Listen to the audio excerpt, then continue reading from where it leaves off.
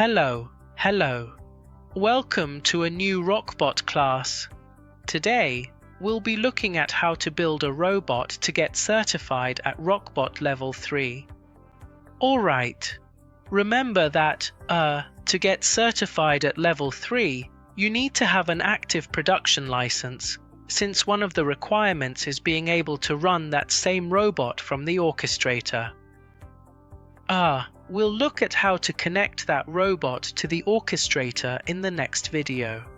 But, it's useful. I'm going to use a very simple, very basic example, but this applies to all robots equally. Alright. Also remember that, the conditions to receive the certificate to be certified at Level 3 are to meet the requirements.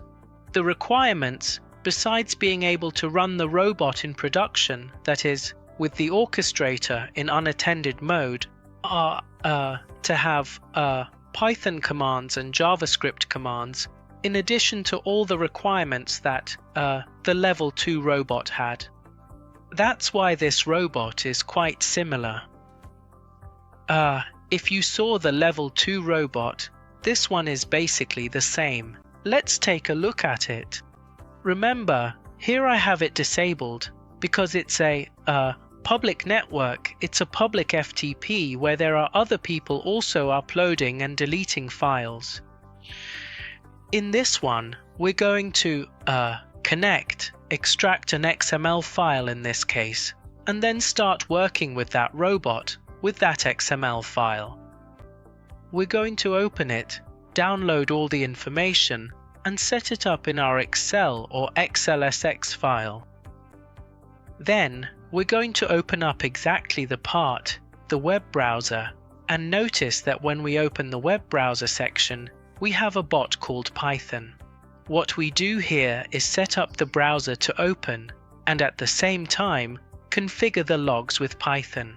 If you've been following the videos, you'll understand and know why we did this and the step-by-step process to make it work.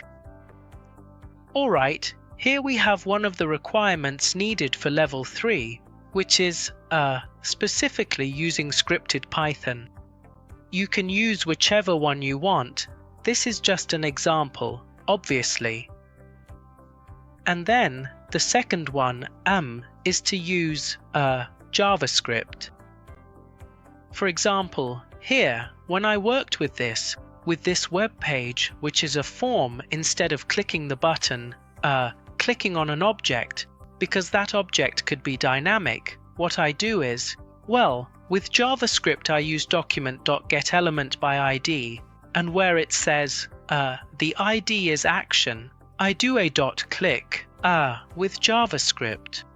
In this way, we are using JavaScript commands to certify ourselves. Notice that with just a few simple changes, I am already transforming the Level 2 robot into a Level 3 robot. And then, finally, we see that if we scroll down, we have the work of B in the database. Notice that all the robots are inside a try-catch where we handle errors, where we are going to write all the errors that the robot encounters into a log, along with the step-by-step process, so that, as we mentioned in the video about logs, we have the robot's roadmap and can see how it was executed. This is fundamental and mandatory in order to get certified at Level 3. That's why you should follow all best practices and take every precaution possible to have a complete robot ready for certification. Alright, I hope this is helpful, and I'll see you in the next class.